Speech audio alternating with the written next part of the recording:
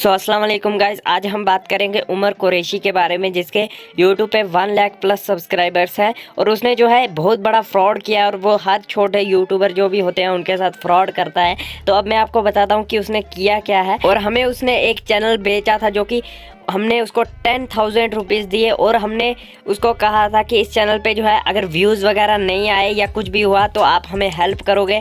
और उसने कहा था कि मैं आपके चैनल को प्रमोट भी करूँगा, आप इसको 10,000 में ले लो। तो हमने उसको 10,000 रुपये दिए। तो उस चैनल पे जब व्यूज़ नहीं आए तो हमने उसको कहा कि हमारा अब चैनल जो है प्रमोट करो या तो इसको वापस ले लो, क्योंकि ये फेक सब्सक्राइबर्स थे उस पर जो वो सब फेक थे। तो उसके बाद उसने किया क्या कि उसने कहा कि हाँ मैं अब जो है चैनल वापस ले लूँगा या तो मैं आपको प्रमोट करके दूंगा, तो आप मुझे पैसे दे दो। तो पैसे भी उसने ले लिए।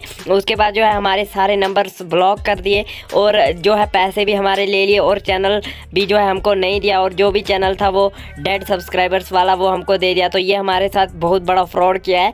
तो आप प्लीज़ अगर हमारी कोई हेल्प कर सकता है तो हमारी हेल्प करो यार, क्योंकि इतना बड़ा फ्रॉड हो गया हमारे साथ, जो कि अपने आप को बहुत बड़ा यूट्यूबर कहता है।